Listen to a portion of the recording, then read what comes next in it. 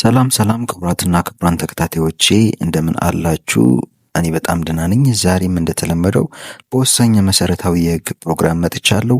በዛሬው ፕሮግራሜ ስለ አዲሱ የወንጀል ቅጣት አወሳሰን መመሪያ ቁጥር 3/2017 ከበፊቱ የቅጣት አወሳሰን መመሪያ ቁጥር 2/2006 አንጻር ምን አዲስ ነገር ይዟል፣ ምንስ ተሻሻለ የሚለውን በዝርዝር የምናይ ይሆናል ማለት ነው። ዛሬ የምነግራችሁ ስለ አዲሱ የወንጀል ቅጣት አወሳሰን መመሪያ ቁጥር 3/2017 አዲስ ነገሮች ይሆናል ማለት ነው።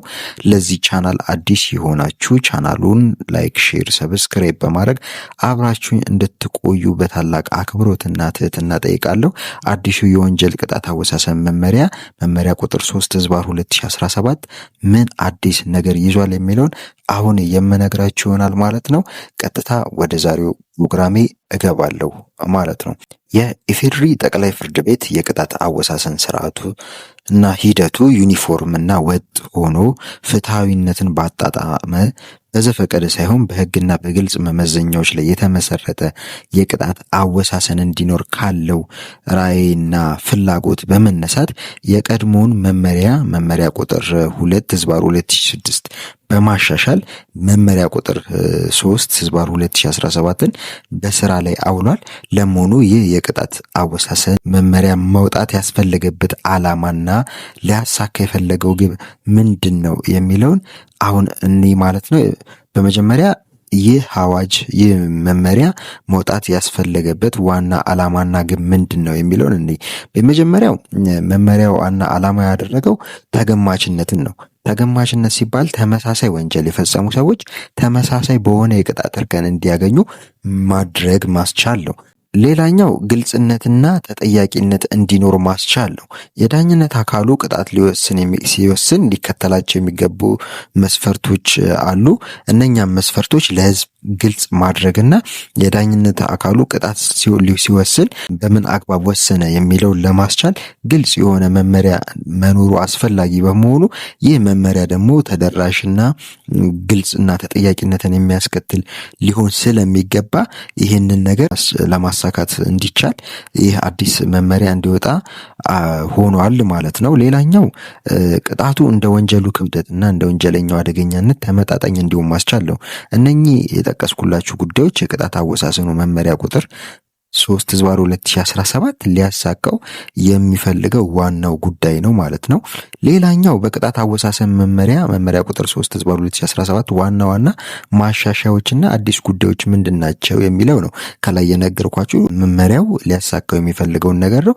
ይሄኛው አሁን ደግሞ የምነግራችሁ በመመሪያው ቁጥር 3/2017 ላይ የተደረጉ ማሻሻያዎች ምን ይመስላሉ የሚለው ነው።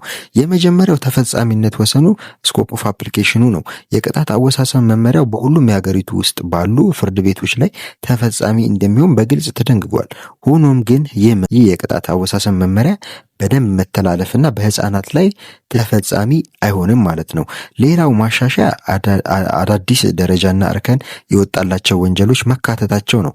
አዳዲስ እርከኖች ወጥተዋል፣ ደረጆች ወጥተዋል ማለት ነው። ከዚህ በፊት በመመሪያ ቁጥር 2/2006 የሌሉ ደረጃና እርከን ያልወጣላቸው ወንጀሎች በዚህ በአዲሱ መመሪያ ደረጃና እርከን ወጥቶላቸዋል ማለት ነው። በቀድሞ መመሪያ ያልነበሩ እንደ ክህደት፣ እንደ ሀገር ክህደት፣ ወታደራዊ ወንጀሎችና የዝውውር ወንጀሎች አሁን ደረጃና እርከን በግልጽ ወጥቶላቸዋል ማለት ነው።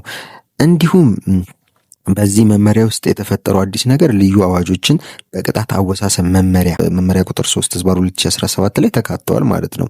አዳዲስ አዋጆች ማለት ነው። ለምሳሌ የሙስና፣ የሽብርተኝነት፣ ፋይናንስና የጉምሩክና የታክስ ወንጀሎችን በመመሪያ ውስጥ እንዲካተቱ መደረጉ የዚህ መመሪያ አዲስ ነገር ነው ማለት ነው።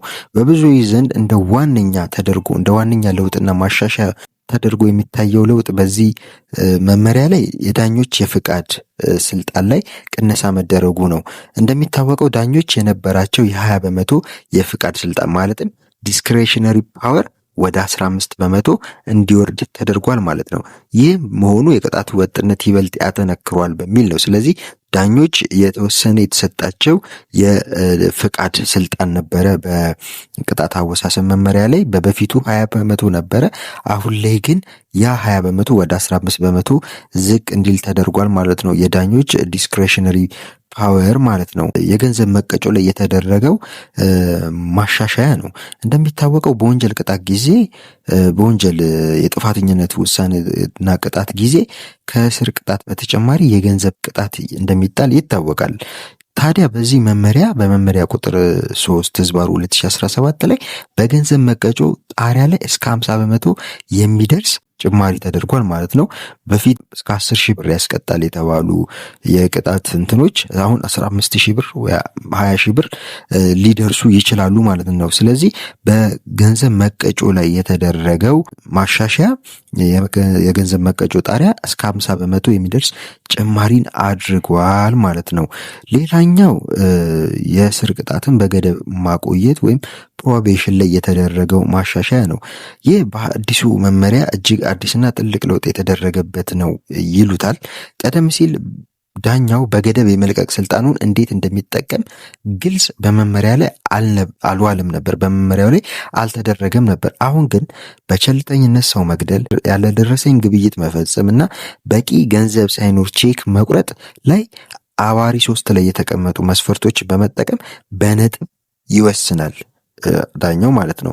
አንድ ጥፋተኛ 60 በመቶ እና ከዚያ በላይ ነጥብ ካገኘ ቅጣቱ በገደብ እንዲቆይለት ይደረጋል ማለት ነው። ይህ በአዲሱ የቅጣት አወሳሰን መመሪያ የተደረገው አብይ ለውጥ ነው ማለት ነው። ስለዚህ በፊቱ መመሪያ መሰረት ዳኛው በገደብ የመልቀቅ ስልጣኑ እንዴት እንደሚጠቀም ግልጽ አልነበረም ማለት ነው። ማለትም በመመሪያ ቁጥር 2/2006 ላይ በገደብ ዳኛው ይለቃል ሲል ግልጽ የሆነ የገደብ መልቀቅ ስልጣኑ በመመሪያው ላይ አልተገለጸም ነበር። አሁን ላይ ግን በዚህ በነገርኳችሁ ወንጀሎች ማለትም ያለደረሰኝ ግብይት መፈጸም፣ እንዲሁም በቸልተኝነት ሰው መግደል፣ ገንዘብ ሳይኖር ቼክ መቁረጥ ላይ መስፈርቶች ተቀመጧል ማለት ነው በገደብ ለመልቀቅ። በዚህ በአዋጁ የተደረገ ግልጽ ማሻሻያ ነው ማለት ነው። ሌላኛው የተደረገው ማሻሻያ የወንጀል ደረጃና የቅጣት እርከን መጨመሩ ነው። የወንጀል ደረጃዎችና የቅጣት እርከኖች ቁጥር ከፍ እንዲል ተደርጓል። ለምሳሌ አስገድዶ መድፈር ወንጀል 9ኛ የነበረው የወንጀል ደረጃ ወደ 12 ከፍ እንዲል ተደርጓል ማለት ነው።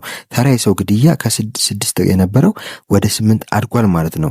በአጠቃላይ የቅጣት እርከኖች ከ39 ወደ 45 ከፍ እንዲሉ ተደርጓል ማለት ነው። ስለዚህ በዚህ በአዲሱ የቅጣት አወሳሰን መመሪያ የወንጀል ደረጃዎችና የቅጣት እርከኖች ቁጥር ከፍ እንዲል ተደርጓል ማለት ነው። ይህም የተደረገው በጣም እጅግ አዲስ የሆነ ማሻሻያ ነው ማለት ነው። ከሞላ ጎደል የተደረጉ ማሻሻያዎች ናቸው ማለት ነው።